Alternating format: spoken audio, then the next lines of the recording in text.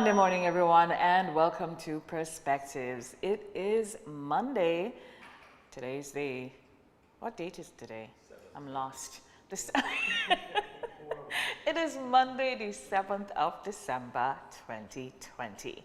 And here we are coming to you live, and we are on MTV. Of course, on television. We are on MTV's Facebook page as well. And you can join us on the Facebook platforms of Perspectives, our own page, and TNR Communications and Partygrenada. I am Brenda Batistio, moderator, and our expert talk panel is here with us this morning, Senator Christopher Diali and Mr. Byron Campbell. Good morning, gentlemen. Good morning. How are we doing this morning? Morning. Good morning. Chris always goes first on this. You guys look great this morning. You're very nautical, and look at you. You're all debonair and. Byron gonna go first this morning. I mean, good to have a change in Look, the rhythm. So the weekend load up, yeah. What happened? The thing about Christmas, about December, is that there's always more work because there's a major cleaning, yard and house, and with COVID now you can't bring people into your house, and so there's more physical work. So it was, I wouldn't say back-breaking, but it was work, man. It was work. You put up your Christmas tree? That went up already, man. I had nothing to do with it. Oh, okay. So it was that kind of weekend, and of course, there's always some farming to be done on the weekend, So it was a combination, and rested too. Oh, I did everything. So as though your dear wife has a nice long list for you. I think so. But he was a good husband. He acquiesced and did what he was supposed to do. I'm earning credits, we call that. Yeah. Most definitely. Senator Diali? Mine was eventful.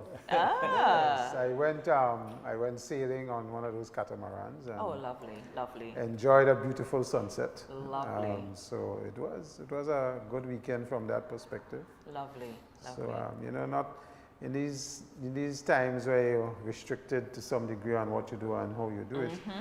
It was good to go out on the sea and experience all areas with that, and with good friends as well. So lovely. It was a good time from that perspective. And and then I went and do the lights last night as well in Quarantine Point. Nice. Yeah. Oh, it's beautiful the out Rotary there. lights, I mean, hats off to the Rotary Club. It's just it's a challenge in these times to put that event on. And I'm happy they did. So it's on. It is. Okay, so you can drive in. There are a number of Grenadian families that taking advantage of the opportunity. You can go and look at movies on weekends. It's lovely. So bring your blanket, bring your chairs. We have those too. They did a good job. Sounds good. Good job. In fact, as you mentioned, Quarantine Point, there was some mention of it in the budget, and I think there's a hotel in the area that's or guest house, whatever. But some persons concluded that it was actually the point that the Rotary occupies, but I don't think so. In fact, I don't know. It's that facility there has been passed over to the Rotary for management. Yes. They're doing an excellent job of it as well, and they're spending money. They just erected washroom facilities and so on. So they're doing an excellent job, I think. Definitely. Because it's a big area, and it's probably one of the last bastions of open air, green spaces to enjoy on such a lovely point. And well managed. Because when it was just open and free to all, we went in there, had a good time, but we also left evidence of what we did there. Leaving all our garbage and all of that. And the Rotary Club has really, made it, what a park should be. I know people go out there and have their lunch. Families go there, and it's well kept. It's really beautiful. I heard about the project, but like you, I'm not sure that it is actually Quarantine Point. No, it's not. Or whether it's just a property in quarantine that is doing some additional development. That's good. That's good. Well, there's some additional work happening on the other side of the road, which is on the bottom side of the road. So I believe it's probably that we're referring to, but it's not on the point itself. Right. Because when we hear certain buzzwords, we can get excited. So like Byron, I haven't started my chores yet. I'm hoping I can get to them sometime soon. Listen, it's here, you know. Yeah. It's here. Today's the 7th. It is actually here. Yeah. Because The weather has changed. The nights are cooler. Mornings right. darker. Sure. It's feeling Christmassy. I need blankets now, not sheets, you know. Right? It's cold. Yes, yes. I got to come up by Byron and see if I can get some soil or something. Byron, you planted soil? I planted some, not a lot. Some went down with disease, but I have for Christmas though. Oh, okay. Definitely. So that was your weekend. Mine was pretty nice as well. Yeah, I Pretty, find you pretty very nice. chipper this morning, my always host. chipper. So Always I'm chipper. wondering what happened over the weekend that was, you know. I'm always chipper. Especially when I come in and I meet you two on Monday morning. It's like, aww. I've taken that with some coffee. So the week that was, what was eventful? We had a pretty eventful week. Definitely. Well, at home, of course, is the budget, and the debate is in the public and the social media and so on. And it's good. I think it's healthy that you have. I think there's a lot of comments about also wish list, and it's not doable, and you know. But the comments I think are fair generally, and it's a debate. And I think closer to us also in Venezuela. Maduro, you know, there was election there for the General Assembly, and he won. Of course, the opposition boycotted it in the main. It was a low turnout, but he won. It was a democratic held election. So it's interesting to see how the U.S. now responds, because the opposition, quote unquote, is no longer in the assembly. So they have their own election, so to speak, and so it's interesting. In the context too, that last week I think the Iranians, flotilla of ships carrying oil to Venezuela, how the U.S. would react to that, and so forth. So it's a very tense right around our neighborhood. You know, we tend to hear what's happening in the U.S., but not 200 miles from us. So it's interesting to see how this develops. Yeah, the Venezuela thing is always going to be tricky. Yeah. I think because with the U.S. supporting one particular side, Yeah. and openly so, Yeah. and our CARICOM region not in favor of that, and believe that they should allow the democratic process to proceed as best as possible and not interfere. Yeah. So that is going to be interesting to see how that new turn with Maduro and the gentleman that the U.S. supports is now out and so on, because the U.S. wasn't able to get nations in the region and around the world to support how they were doing. No, because Some tried, it was but- simple. Because nations in the world, no matter how you feel about Maduro and his leadership and what was happening with the Venezuelan people, I think the stance was that is that's the government, and they felt there was a certain illegitimacy to.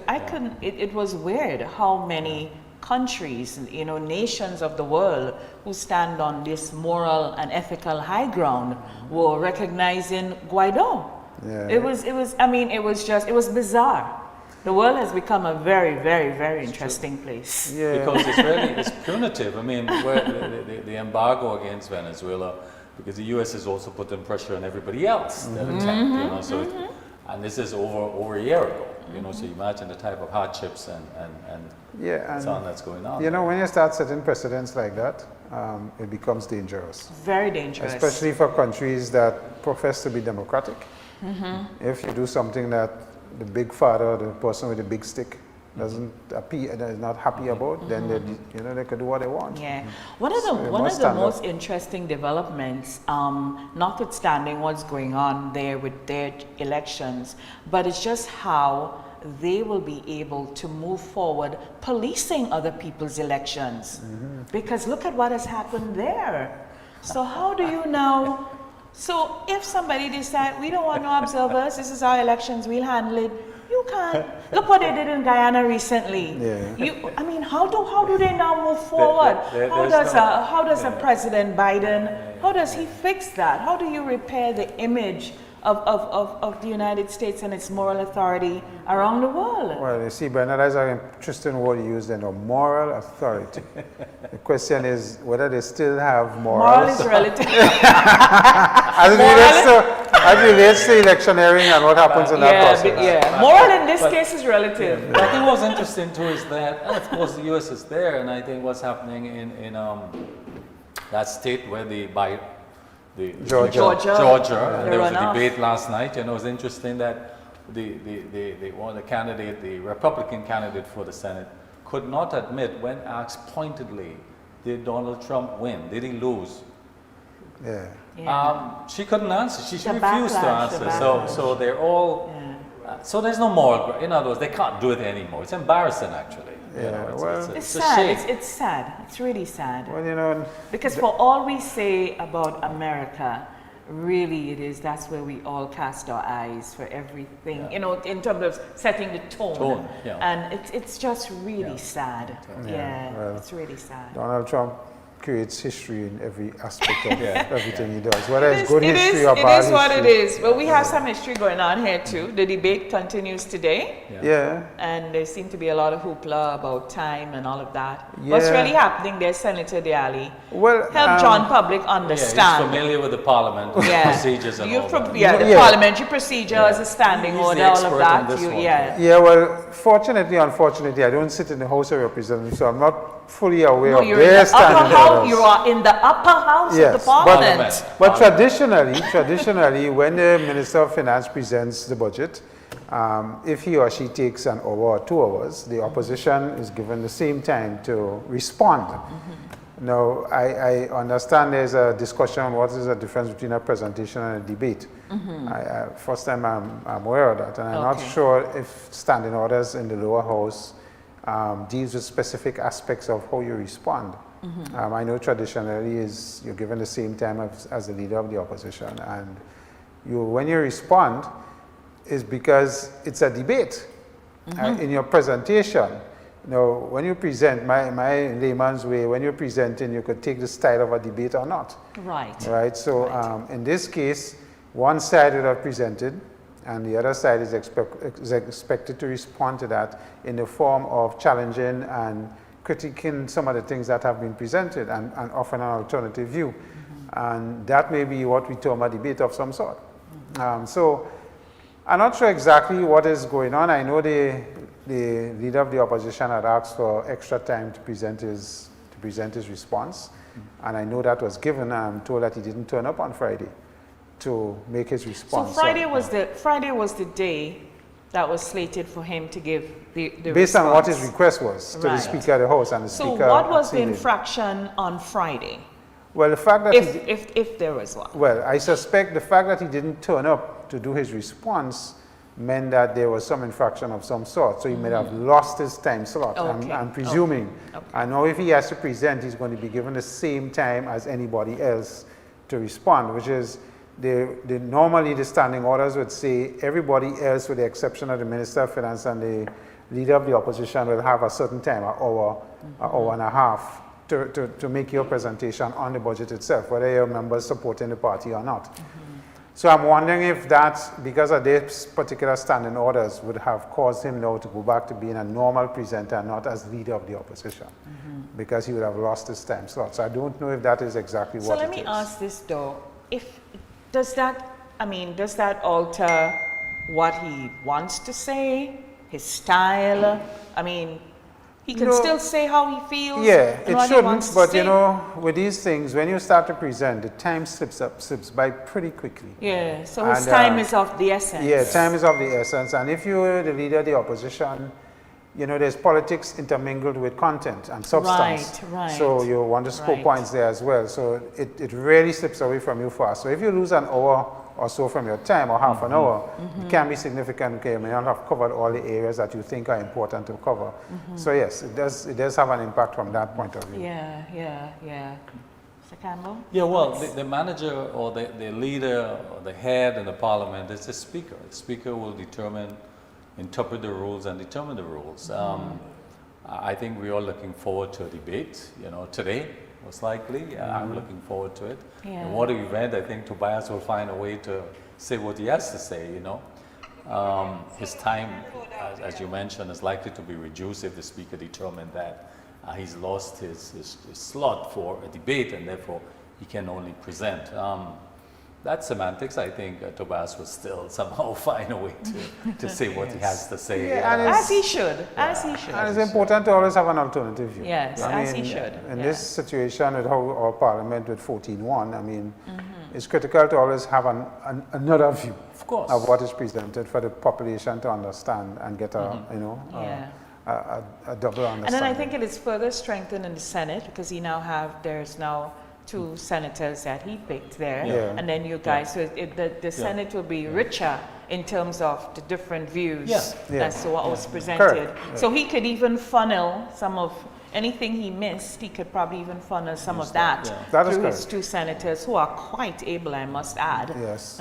Is the Senate debate, it's before Christmas, is it? It's next week? We start on the 15th. On the 15th. Yeah, How next long week. does it take usually? Normally about 2 days 2 maximum. days. Okay. Depending on how long each person takes. Okay. So yeah, we could run about 2 days as That's well. usually very interesting too. Yeah. I look Senate forward is to it. always Look forward to interesting. it. Always I'm interesting. glad that we perk interest. Yeah. Yes, because you know why? Because of the different representations That's right. and the Interest. stakeholder interests. So that's what makes it even more interesting. Yeah. The Senate, the upper house always seems to have a, and I mean the real role of the upper house is not so much political. It's more about substance and content. Yeah. So the debate there takes a different angle. I mean, it gets political as well, but it normally takes a different angle because, as you say, we have special interest groups represented. So the content here, you know, is more what is spoken about more so than the politics of it. Okay, wonderful, wonderful. So that was a week that was, and this is this week. And this week's perspective. This morning, our special guest panelist is Mr. Robert Ashley Steele. Everybody know him as Bobby. And he's going to be here. We are in the festive season. We are in the Christmas with COVID. And so all our activities, how we party, how we go to church, how we exchange gifts, everything that's going to be impacted by some guidelines. And he's here this morning. We're going to be talking about that. Of course, Bobby's one of Grenada's top promoters, and they recently held a meeting with the RGPF and the COVID committee. So he'll be enlightening us on that this morning. So we take a break and we'll be right back on Perspectives.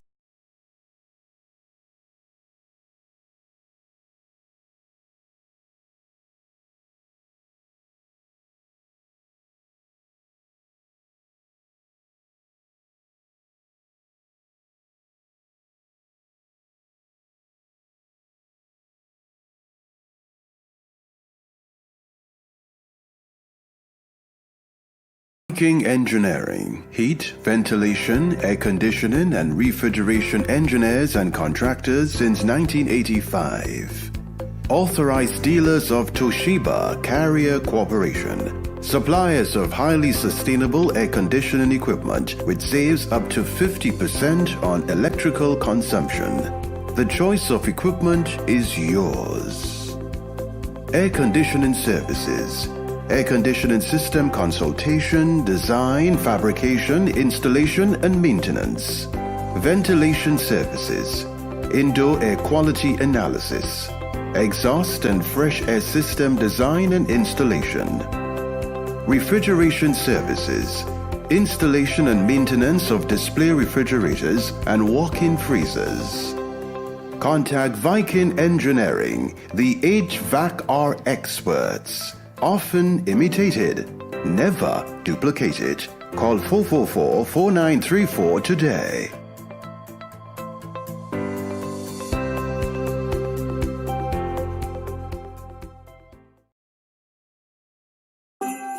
This Christmas, we need the good vibes more than ever at LA Purcell. Shop all new selections at our home goods, appliance, and hardware stores.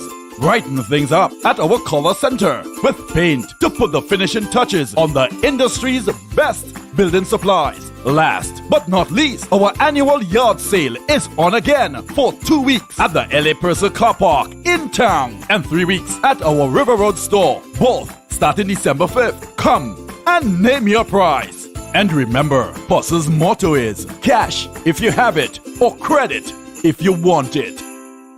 It's that special time of the year to wish upon a star with Star Malt. Drink and win cash prizes just for you and add merriment to the season. So, this Christmas, drink Star Malt and check under the red Star Malt crown and win cash to help complete all the things you need this Christmas. Every drink gives you a chance to make your wishes come true. Blender, buy it. Ham, purchase it. Christmas shopping, spend it. $20, $50, $100, and it's a big one. $500. Cash, and Star Malt, of course. Prizes are redeemable from the Carib Brewery Grenada Limited main office, sales office, and sales trunks. Offer valid while stocks last. Terms and conditions apply. Merry Christmas from Star Malt.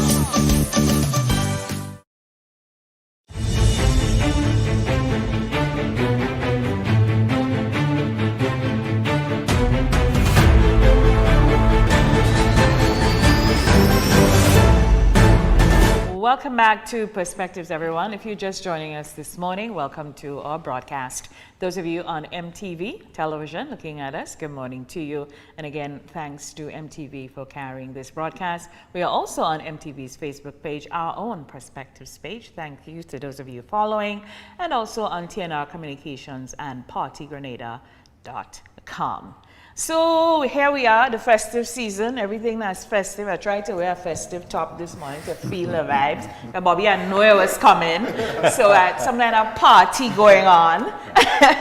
So here we are, and of course, we're operating in a time where it's not normal times. And I know promoters, events, I mean, even things like staff parties, all these things are impacted. So recently you guys had a meeting, I gather, with the COVID and RGPF and all of that. So it's a pleasure to have you here with us. Okay. So let's hear from you. What's going on? Well, first of all, good morning. It's good to see this time of day for a change. Good to be back here. I didn't think I would be back here for a while.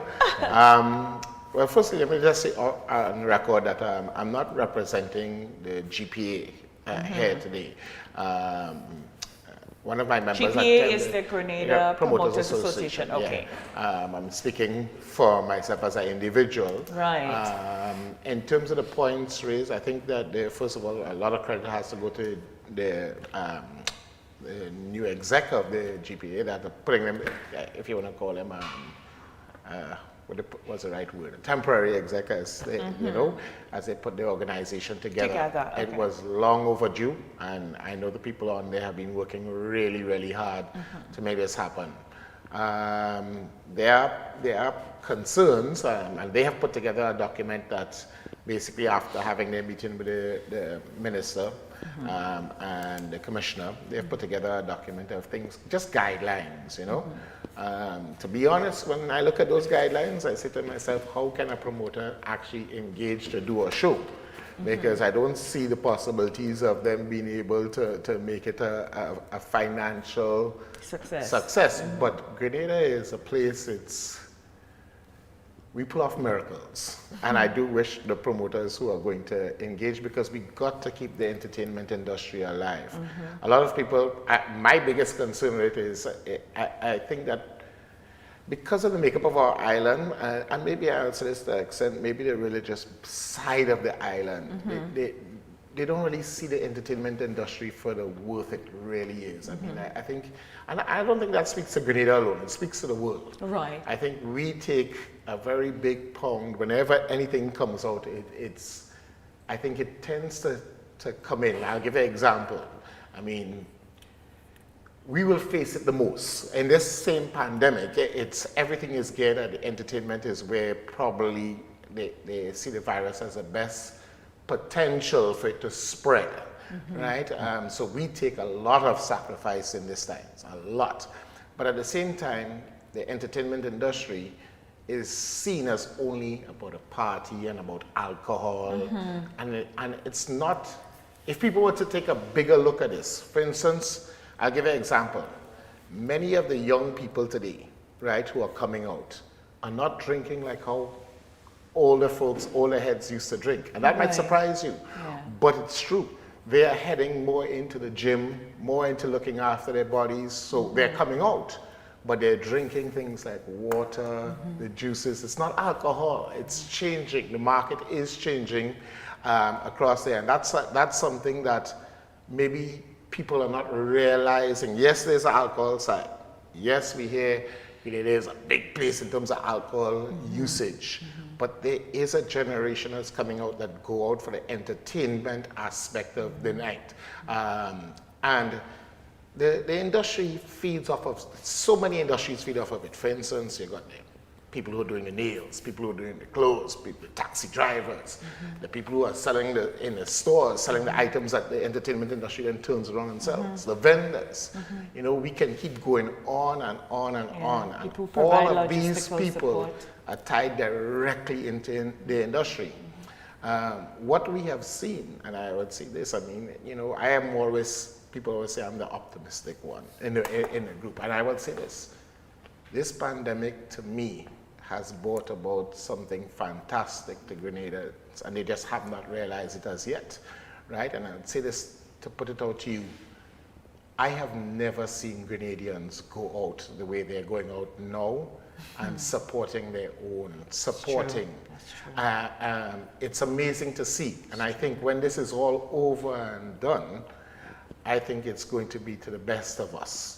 Because when foreigners come in, instead of foreigners driving our economy inside there, I think they're going to be pleasantly surprised that they're going to be meeting a Grenadian, Grenadians who have woken up. Yeah. Right? And when you go to Trinidad, it's all about the entertainment industry. It's Trinidadians. They're all over, you know, they're in everything. I think we're seeing that now in Grenada. Yeah. And I think that speaks well to us when the time comes. I want to agree with that. Yeah, I want to agree with that. We've seen how many places, you know, in the world where a pandemic is on and entertainment spots are opening up. What's happening up in Annandale, right? This is amazing. It was built as I remember the fight down, it was getting, you know, the government supposedly off. You know, it was a lot of fight down. And then look what's happening. It's Grenadians who are running it, and Grenadians who are going out there and supporting it. Absolutely. Right? So kudos to everybody involved in that project. You know, kudos to all of the people who have survived this, all the bars, the restaurants, because I can tell you, when you look at it, it's how. The question is how. It's a lot of sacrifice to make it happen. You know, in terms of, because I know there are special regulations, people looking forward to the regular Christmas engagements. I mean, All Year's Night, people like me looking forward to that, unashamedly so. So what are the specifics? I mean, how you guys are going to be guided by this? What are some of the hard and fast rules, if any, to mitigate? Well, there are definitely rules. There are definitely things out there in terms of size of events that you could put on. I will be a little bit critical here and say to you that, you know, it surprises me. Let me give you an example. A large event is supposedly 200 people. This is what a large event is supposed to be. The stadium on Saturday, I would guess, had 3,000 people inside. It was managed. I don't know if it fit the regulations of what is supposed to be. And this is why I speak to the entertainment industry and how do we view it. Because we had 3,000 in a sporting event, right? I don't want to get too political on it because I don't want to run down any aspect of it. I think that was good for Grenada to have it out there. And I think if we are going to allow such an event to happen, right, under the umbrella of sports, they were very close proximity of people. We need to get a little bit more definition of what is allowed, because I think that at the end of the day, that's where it gets confusing to promoters. That's where it gets technical of what do we do and how do we do it. Because sometimes we see it happening where the allowances happen on one side and we don't quite quite understand, you know, why is it that this particular side is being put under so much pressure, especially in light that we do not have a case here. And I speak to this all the time. We just have two new ones. Well, we have two new ones, Yeah. but not, I should put locally spread. That is the terminology spread. Yeah, community spread. Right? And I want to. But you agree that doesn't give us, even if we have no local spread, that doesn't give us to just go out and No. Okay. I am 100% that we have to be careful and we have to be protected because it can happen, right? We had a situation just the other day where foreigners came in here and they went out and it got very scary for the whole island.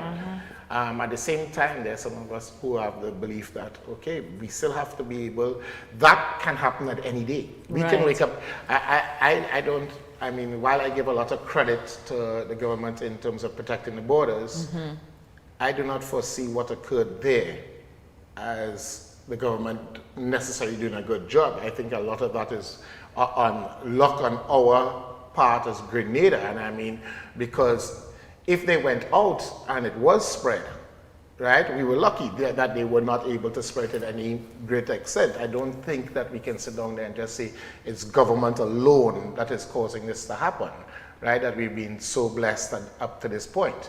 I do believe that we have to be careful because if we go too hard on the lockdown and the community spread does come, what we have is that most of us in this industry have depleted all of our resources. We don't have any more savings. How do we survive another lockdown if it was to come, right? We have workers, I mean, right now, there are many places, if you go to them and you look and you see how many workers are working in these places, you say to yourself that, I mean, they're missing so many of their staff because they simply cannot afford to bring them back on. At what stage do we say, you know, we have to help these other people as well? Right. You know, we've got to find a way to help them. There is no stimulus package coming in that is able to help them. I have people every day calling me. I have people coming to my house begging every day. This is a reality. Yeah. Senator Diali, you represent Bobby in the Senate. So. Yeah, well, I like the, yeah, it's never going to be an easy issue to deal with the distinction between life and livelihoods. And if the pandemic haven't tested anything, it is that. How do you balance a person's life versus having a livelihood to make money and continue with life? And it's almost like the chicken and the egg, or the egg and the chicken is a difficult thing. So when governments and authorities in these islands, whether it be public health or not, put in these measures to try and control what is happening based on the nature of this particular virus, it is never going to be easy. And I keep saying, as a Caribbean people, we are social people. We have never known about not meeting one another and hugging and touching and kissing, and you know, Carnival alone is an idea of what we do and how we behave and as a people. So it's difficult for us. And you know, this thing about the cabin fever is serious. People get to a point where they just cannot remain confined or even restricted to the point where, you know, it becomes psychological and you get all the other things that come with it, frustrations and depression. And add on top of that, what Bobby just said, the issue of losing your job and not having a steady income and people having anxieties about where to go.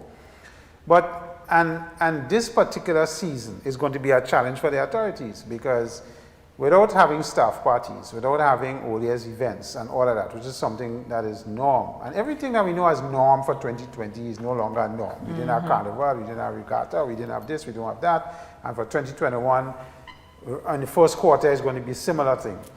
And you know, Brenda, when you see what is happening in Trinidad, and I use Trinidad as an example, because Trinidad is such a huge mega for carnival and socialization and parties and the huge parties that has happened, that now that is no longer happening. That event is no longer happening. And then you saw in the papers recently what we term a ZESA type event that happened. You know, and Bobby knows ZESA. Bobby's for that. It's a party. Trinidad is just called things thing. It's a party. Yeah. It's ZESA, like a motive and just a party. Bobby knows what I'm talking about. But it is, And we may start to see that happening. Bobby has an establishment that's pretty properly run, follows all the protocols. If you have been to rumors, you know that you have to declare, you have to take your temperature checks, you have to come in your mask, police will pass by every now and then to make sure Bobby, you know what you're doing. When you come to the bar, he tells you you can't be there too long, put up a second bar so you ensure there's some distancing, and people following the protocol. But it's difficult for him as well, and it's costly. That's the other side of it that we don't talk about. Okay, you incur additional costs to put in these additional controls and protocols. But we are going to see, when you can't have these bigger events publicly, we are going to see people move into private events.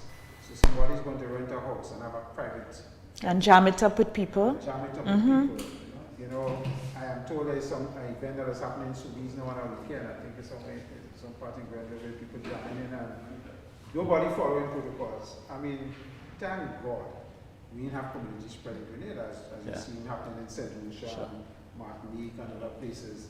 And because, you know, it's not going to be easy as we go forward in this. And all of us, I keep saying, all of us have to have a level of responsibility jammed in to this understanding of what we must jam in a break right here. I mean, it's not going to be an easy thing, and I think to balance what business wants, because if we locked up, that's it. Then I know other stimulus coming, and fellas like Bobby dies. You know, whether you can come back after the death is another thing. So you really have to do a balance in that. We must take a break now.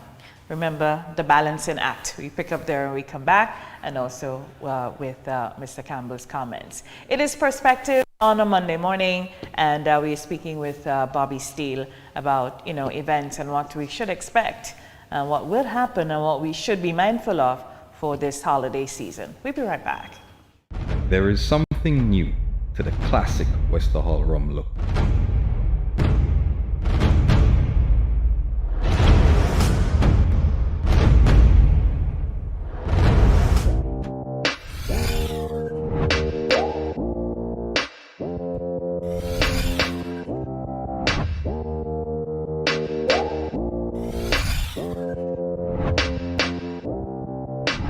Wester Hall Estate Rum. What's your number? Drink responsibly. Hey love, it's Maya here from Chez Maya's Way, the company that brought you the famous Let That Mango body butter. This year, we are bringing you something very special. It is called 7 Days of Glomas. We are partnering with over 20 local businesses to make this the biggest, most diverse giveaway yet. And it's so easy to win. Just come in at the right location on the specified dates and buy a jar of Let That Mango body butter. And you get the chance to dip and win different prizes from skincare, hair care, cakes and pastries, jewelries and accessories, photo shoots, perfume sets, and even a Christmas ham. So come on out and celebrate with us this Christmas season.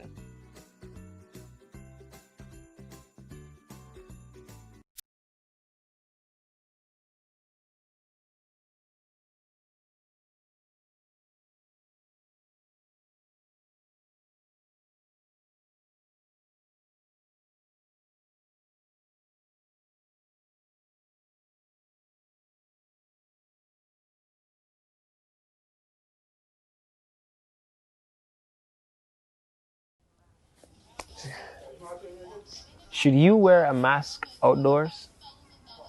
Hey, I'm just masking for a friend. Besides, it's the law. A message from the Ministry of Health. Be COVID-19 smart. Wear your mask.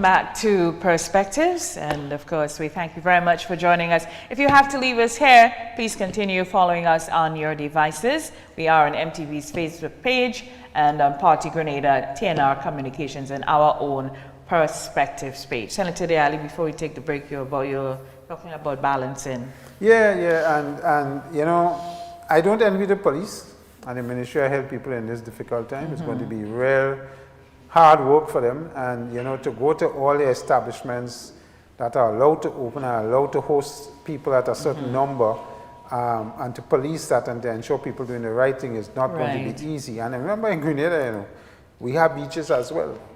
And people want to have a fit on a beach and what is going to happen there. And, you know, so it's, everywhere. yeah, it's not going to be an easy thing. And we're not in lockdown, but we're restricted in terms of volumes of what, in order to be able to social distance. But I think the wearing of the mask, Brenda, if nothing else, we have to ask people to continue to do that as much as possible. I know sometimes when you go to establishments, you come with it and then you take it off based on where you are if you're socially distanced. But it's something we have to pay attention as we roll out into the Christmas season. Absolutely.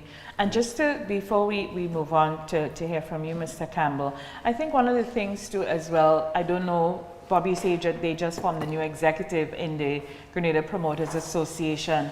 But in terms of best practice and what is working, what I've seen, like in Barbados, the association, they got together. They, based on the COVID regulations for entertainers, they came up with some ideas. They met. The authorities in Barbados agreed on types of events that could be held at various types of venues and what was supposed to be happening there. And I think maybe, you know, I don't have all the information, but maybe that's why you feel like, okay, so why is this happening and why is this happening, you know? And it can't happen here because we don't have that. It's just like, you, okay, so, all right, your bar can have this, but then you've seen this across there, and people just kind of getting a bit confused. And then you hear things like, well, you can have an event for 5 hours, and these are the 5 hours you could have it. So what happened to the other 5 hours? Wherever we are, whatever time we can get COVID. I think in Barbados, they sought to address that properly, and maybe that's one of the things we can do here. Law enforcement, they're gonna be law enforcement. Yeah. Really and truly. They're not psychologists, they're not entertainment specialists. We have to have other people who get to everybody come together and do this. And someone was making a very good point here on Facebook, saying that the entertainment industry is on the strongest mental health support network during periods of interruption in normal human interaction. So the emphasis shouldn't be to lock it down. The emphasis should be how do we coalesce and have it right. And not just law enforcement, or we just want to jump up with no sort of, you know, it just has, balance is the word. Yeah. Balance is the word. Mr. Campbell? Yeah. Let me just do this. We on a thin rope here.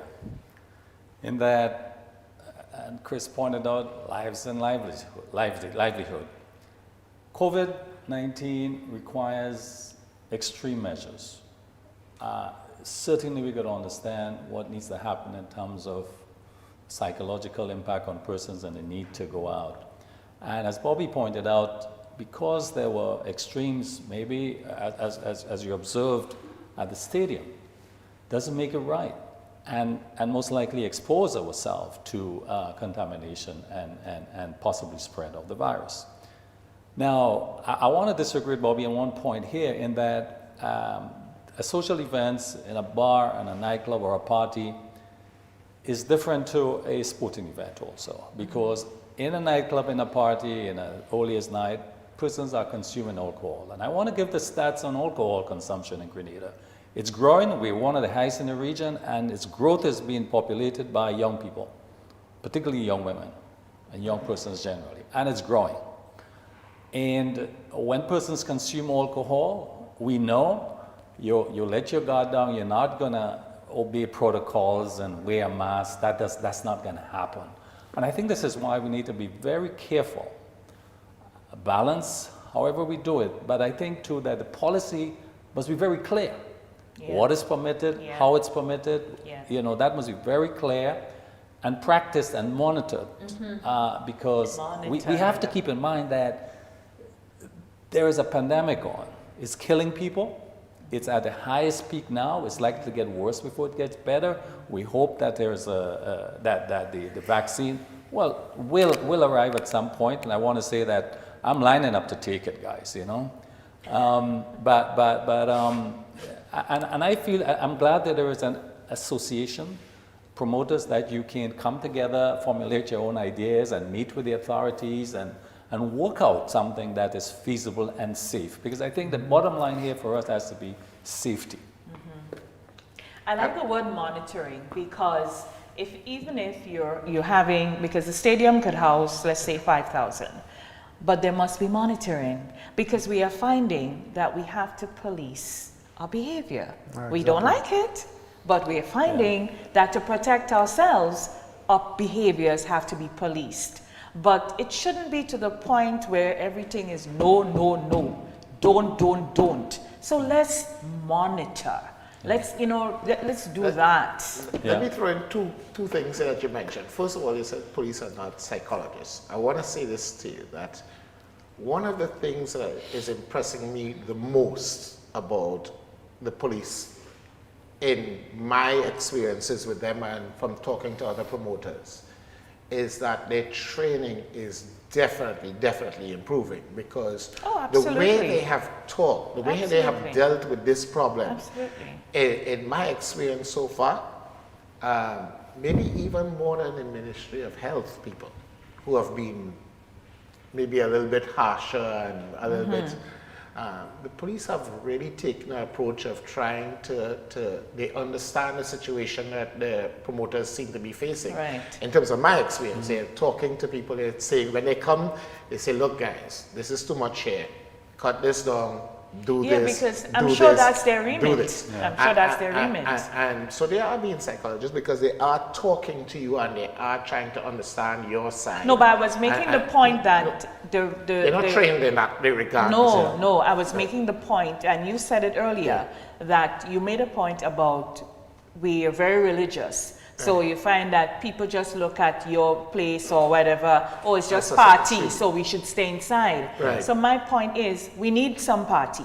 Right. We need church. Yes, we need all of that. And we need to have people who are trying to enforce and manage to understand all of that. The police are law enforcers. Yes, they would have the remit from the Minister of National Security and their commissioner. And when you go out to rumors, listen, I want you to approach it this way. If you see this happen, you should do this. And of course, they're brilliant and well trained.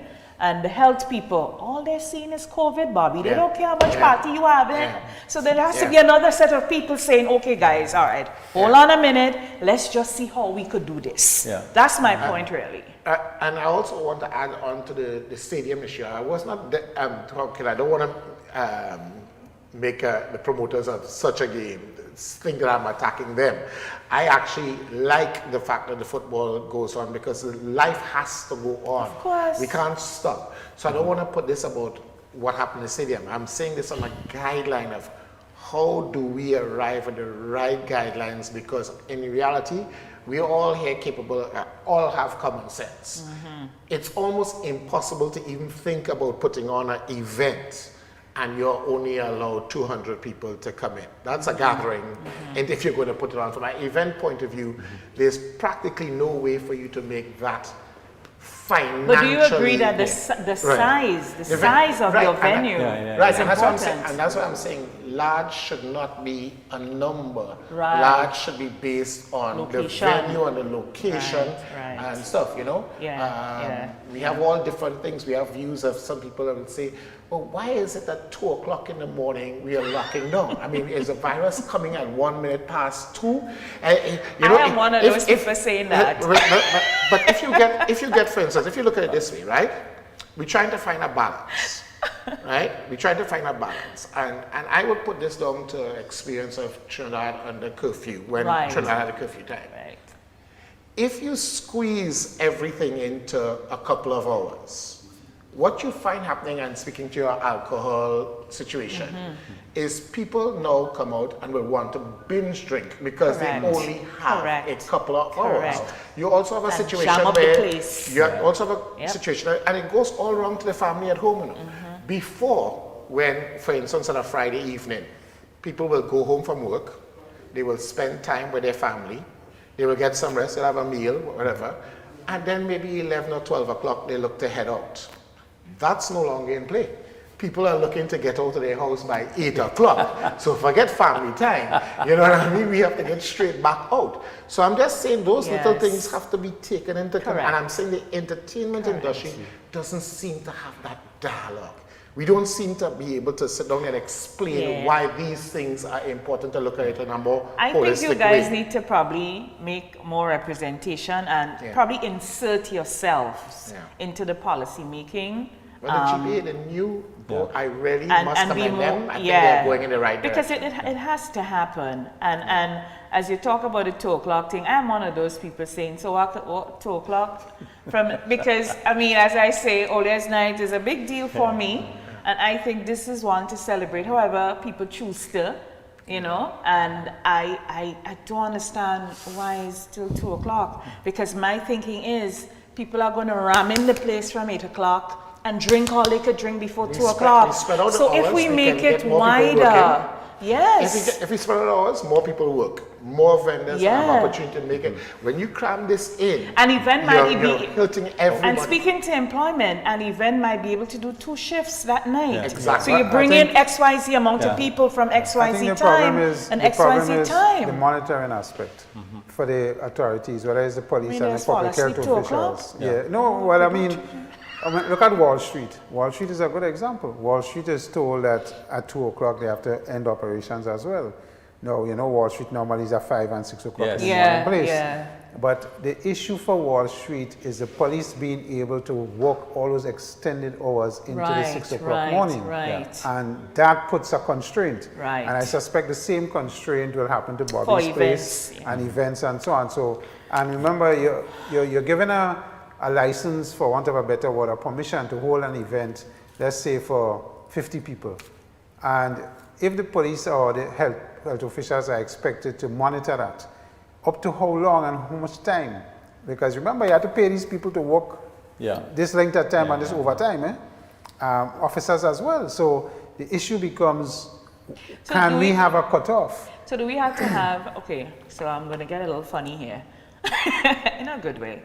So do we have to have 50 or 100 physical bodies monitoring? No. But can we find other ways of doing this? Do we have enough personnel trained? I know the police always have a constraint with manpower, always. Because remember, even though the police monitor and what's happening in Wall Street. Well, not just the police. No, but generally, I mean, I just speaking generally. Police is an example.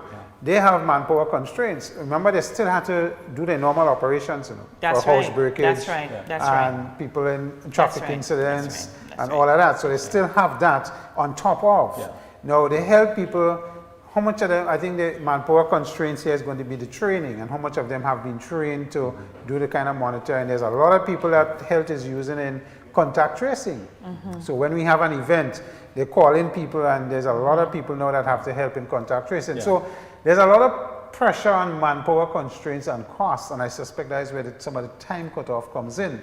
I mean, I'm not intricately involved, but I would presume that is what is causing them to say, well, listen, we need to cut off at a certain time. And I hear Bobby's point. Yeah, but when you do about that, the ramming and when you do that, binge drinking and whatever else. Because you are looking to address your needs on the enforcement side, so then you're kind of infringing a bit on. So that's why balance. And I'll speak to this again. And this is why I always say, it is the perception of the industry. Because, for instance, right, you can go into some business spaces and some supermarkets, for instance, I give an example right now, and they are packed out during the day, packed out, right? And there's not a monitoring. There's no police officer standing there, in there, who has to be there to monitor that business during the day. But all of a sudden, at the entertainment industry, for instance, needs this monitoring. And I'm saying to yourself, and I understand the point. I understand the point you make about the behavior is different. No. But I listen to that point very well. I listen to that point very well because this is important. Because that is again an assumption. Right. There are restaurants that are having to close down at that time. The restaurants are spaced out. Everybody's sitting down on their chairs. They can hold a lot more than the people they are allowed to hold right now. Right. And they can function with a lot less people being close together as compared to some of the supermarkets and business places that I've been in. Bobby. And I'm speaking to you and saying alcohol, and yes, you have and again, I'll put it to the stats and I will say to you, investigate this as well. When we talk about stats and alcohol consumption, Grenada, and I hear this all the time, and when you do the research on this, Grenada has an alcohol as far as you say consumption. We have to understand a lot of that consumption stats you're getting is off of sales. A lot of that sales aspect you're seeing is not consumption locally. A lot of that is consumption in terms of product leaving this island to go. And I'm not saying there isn't an issue here. I'm not saying that at all. It is an issue. It's always going to be an issue. But again, perception. Go out in these restaurants and see what's taking place, and you can see there's room for more allowance. There is room for more allowance. Bobby, what are some of the other Just a minute. Folks, if you want to call in, the number is 440-7171. You can call in and make your comments and ask your questions. What are some of the other policy issues framing or guiding the season? Talk about the 200 maximum limit, the time limit. What are some of the other limits? Well, there are a lot of constraints. I mean, for instance, you can't just have your own security. They want us to have police officers as well at an event that is 200 people. That the event has to pay for. Yes. Yeah. I mean, this is again is what I speak to. What is it are we saying that requires this particular industry to take on all of this extra? Because we have to go and apply it for at health. We have to go, it's a whole long process that literally says, do not do the event. That's what it basically says. It says, you as an industry, do not operate, because at the end of the day, if we do this, if we do everything that is asked of us there, anybody with any common sense can say clearly that this event will not make money. And I asked the question too, in that, this is not normal times, and it is a fact that this industry is fragile in the sense that livelihoods, but I am framed by the fact that it is temporary also. And that it calls for 6 months. We just, sometimes we don't understand and maybe appreciate, particularly if we are the ones being affected, of the implications and why it's been done. But we just, in other words, I prefer the government to act literally panic. Let's panic about this, because this thing is dangerous. There's no need to panic. It kills. Well, I mean, I was about to say, Byron, that I think the policymakers is going to make it clear that they don't want huge events to happen. And that is why these restrictions are as they are. They and we don't have to want be to real. encourage. They can't happen. Yeah, because we know what can happen in a super spreader event, as we know. And we have seen in every island that has had political elections and political campaigning a spike right after in the COVID cases. But let's just put this on the table as well, panelists, that I mean, if we've been looking at the news in the UK and the US on the weekend, we are seeing health authorities now coming out and say, listen, the family, they shouldn't come over for Christmas. It should just be those who live in the house. So let's bring that home as well, huh? Let's bring that home as well, because despite what's happening in the US now, it's because of they ignore the Thanksgiving to just stay away and just let whoever's in the house stay in the house. Let's do it by Zoom and so on. And now they're saying that January, the term that's being used for January is that it's going to be a dark January, because they know people will again ignore and get together in clusters in homes for Christmas. So we too need to be mindful of that. While we talk about the events and the clustering and the gathering, what we do at home, because as you say about all the house parties, people planning and all of that, those two, we have to be very mindful of. And I don't want to say off the bat, I don't want people to think that I'm talking about, as a promoter, I just want an event. Right. I want to be clear, right? As a matter of fact, I didn't even have an event planned, right? I am just speaking on the industry on the whole and trying to find that balance, and also to make sure that being very clear in it, because I'm not speaking just about a particular, as you say. What we have done at our bar is miraculous as far as I'm concerned. It's very, very hard to do. It's very hard. And a lot of the promoters and restaurants and bars are doing a fantastic job with everything considered. I'm just saying that I think that we need to take a little more look at it and see where can we find a little bit more room. Right. It's still being, as you say, we still have to be safe first. Correct. Right? But I think one of the things that I definitely believe that they can be more balanced with, because if we're operating off business generates the taxes and the monies that drive the economy, then to me it just stands to reason that the more business we can get in terms of the extended hours can actually pay for those officers that you're talking about.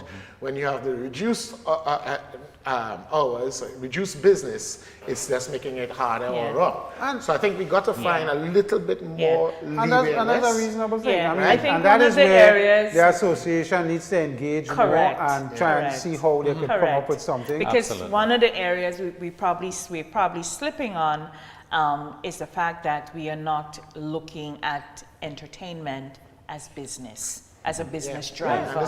And we're just looking at it as they want to party, they want to drink rum, they want to jump up. I have seen people come out now and they're getting more and more. It takes a while. It's like retraining everybody. Absolutely. And how you can. People are now coming and staying by the table and they're drinking in their group and they're not all over the place. It's happening, but it takes a period of time. Yeah. You know.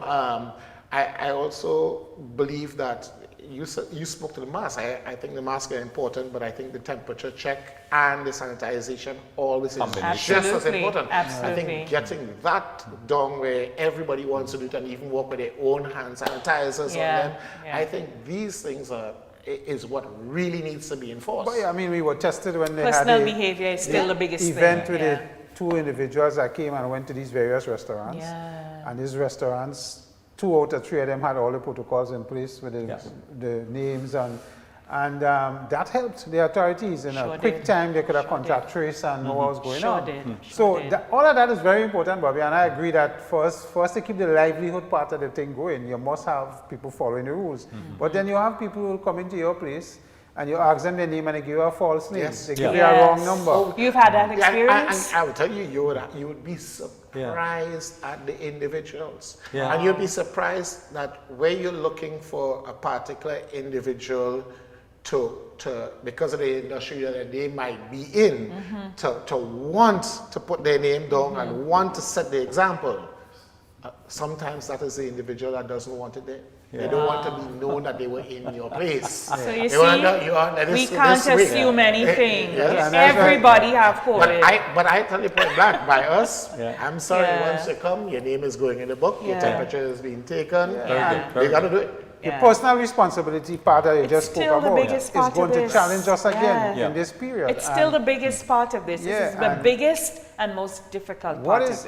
If I want to come in your place and sit down and have a drink and dance and whatever, what is wrong with me telling Bobby my name and where living and the contact? Because if something was to happen, not necessarily me, somebody else come in Bobby's place that cause an infection, I want to be the first one to know. Correct. That's right. Yep. You understand?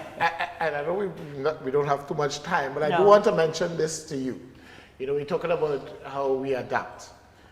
Carnival was taken away from us, right? Virus, everything.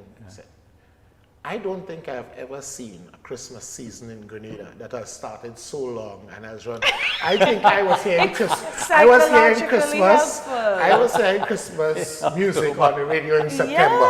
And I think everybody has just adapted and we've just made this Christmas music. We've had the longest Christmas season that I am aware of in my lifetime here in Grenada. Because you know why? What is the emotion that's attached to Christmas? No, but it's feel good. And it is, I'm saying that is how we adapt. Right? Because I know all of us, you hear a Christmas carol, Christmas song on the radio in October, you're almost like vexed. Yeah. And why so, they play this music and so early? And so for Christmas, all the feel-good industries are going to make money, extra money. People are going to stock up on food, stock up on drinks, go to the hardware and so, change their furniture, do their hair, do their nails, all these things to hit the psychological spot. Because we have been through so much. Exactly. Those are the things that are going to thrive during this time. So yes, Brenda, so we need to manage that with the thought or the knowledge that COVID is here. And as Bobby pointed out, all the protocols, the face mask, the hand sanitizer, the temperatures check, we have to remain vigilant on this. And I mean, Christmas is a time that those of us who celebrate it is a time of sharing and giving. Goodwill. And I mean, the most important gift or sharing you could give this Christmas is not to contaminate somebody. The gift of life. Irresponsible behavior. The gift of life and wellness. And for the entertainment industry, the best gift they could give us is to come and say, guys, come and have a time to dance, listen to good music, be a good company, but you have to follow our rules. Correct. This is our rules. The rules is not to safeguard Bobby's business. No. It's to safeguard me and you. Correct. Because if any one of us gets sick, Bobby business dead. That's it. Bobby have a vested interest in making sure we behave properly. And we follow the rules properly. And I think really I just want to say one thing though, Brenda. I think Bobby's point about the clarity of guidelines, before I lose that thought, is critical. Absolutely. The authorities need to be very clear on guidelines, because the last event that took place in Trinidad, this Zesta party, there was a big debate in the press about the police went in and broke up the Zesta party. But there was a wedding going on with 200 plus people as well, and they didn't go in on that property, and they weren't following the protocols, and the police excuse, well, that is a private place and this was a public. So the clarity on the guidelines to create, not create these perceptions that some people have privilege and others don't, is particularly because in Grenada's particular case, for instance, and it's not normally my position to put down another place per se, but you spoke to it a little while ago, and you said 2 out of the 3 venues, right? And we were all in Grenada in a big uproar. Let's punish those 2 individuals. Let's punish them and fine. I 100% believe the fine was never going to be enough, right? It had to be more. It had to be enough to seriously discourage anybody from doing that. But I also want to say to the ones in authority, if your example is to allow that 3rd place that did not follow any protocol whatsoever, did not have any book, did not have any sanitization, nothing, to be open 1 week after the owner happens to come out of his quarantine, right? Then what example are you setting? Because certain individuals might go there to hang out. No, it has to be across the board. Should be consequences. He should have been held just as liable as those 2 individuals in terms of his neglect of his responsibility. It's sad because Dr. Sean Charles sat there, and when he got to that, remember, when he got to that part of the conversation, he kind of paused because he wanted to catch his breath to say the right words, because it obviously angered him that a business had done that. What if all of them had done that? What if all the businesses had done that? It makes all of us, the rest of us in the industry, sit down and say, well, we're doing all the right things. We're trying to do it the right way.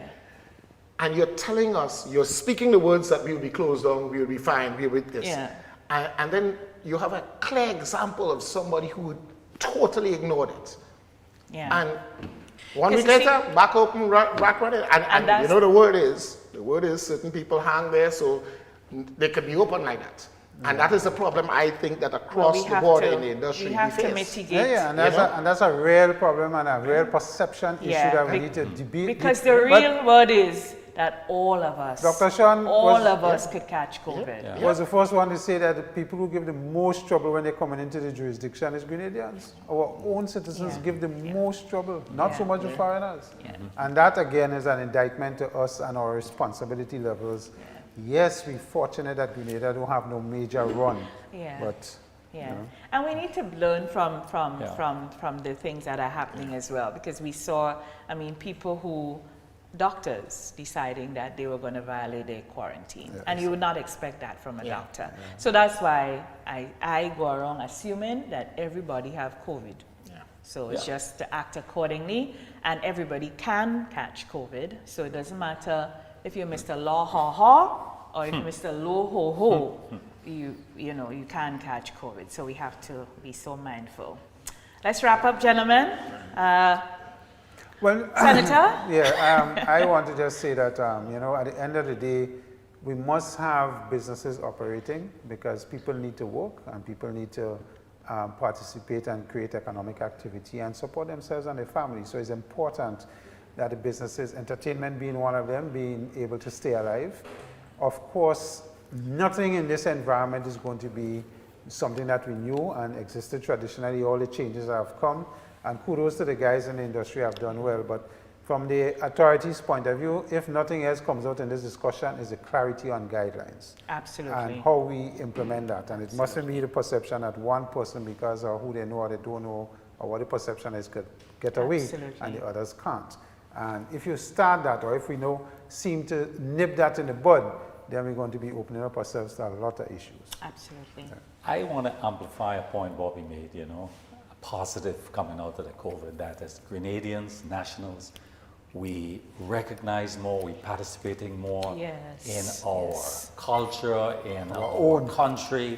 We are visiting, we are around the country. I see bus tours, I saw, and that's a great thing. So, Bobby, I join with you there, that it can't be business as usual afterwards.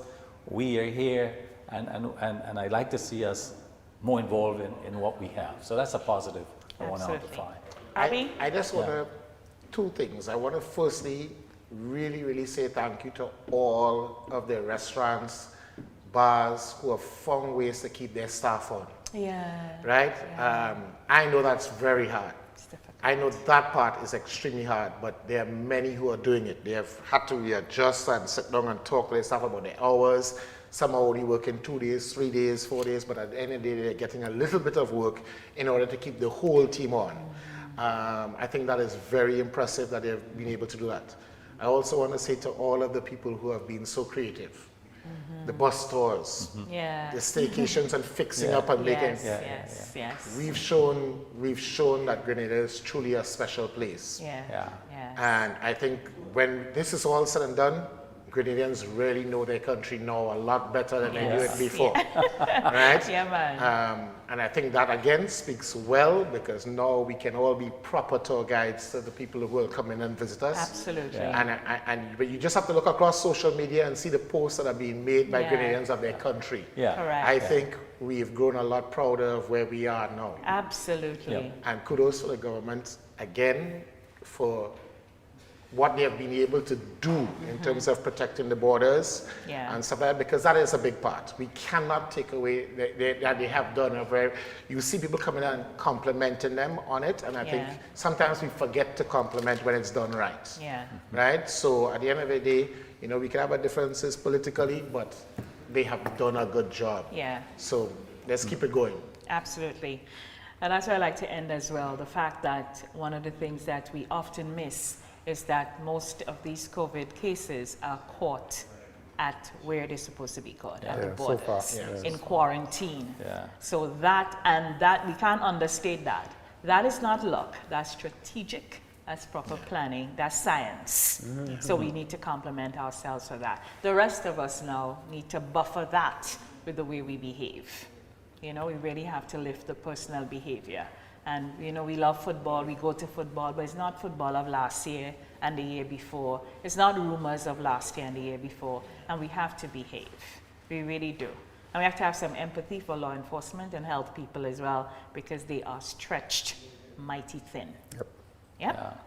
So that's all from us here this morning on Perspectives. Go ahead and have a great week. Have a great day. It's Christmas. It's a different kind of Christmas. It's a From COVID September, Christmas. From September. Yeah, from September to now we've been going. Yes, yes, yes. But guess what? Of the 2 C's, Christmas will triumph. Yeah. COVID will be underneath.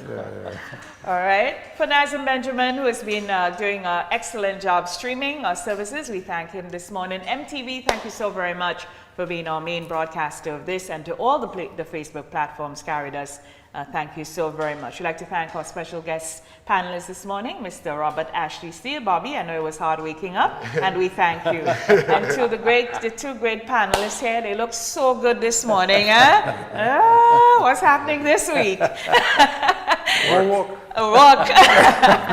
Thank you very, very much. For everyone who tuned in, we certainly appreciate it. Join us next Monday for another Perspectives. For executive producer Richie Oliver, producer Kishan Thomas, and Brenda Batista, moderator. Bye-bye.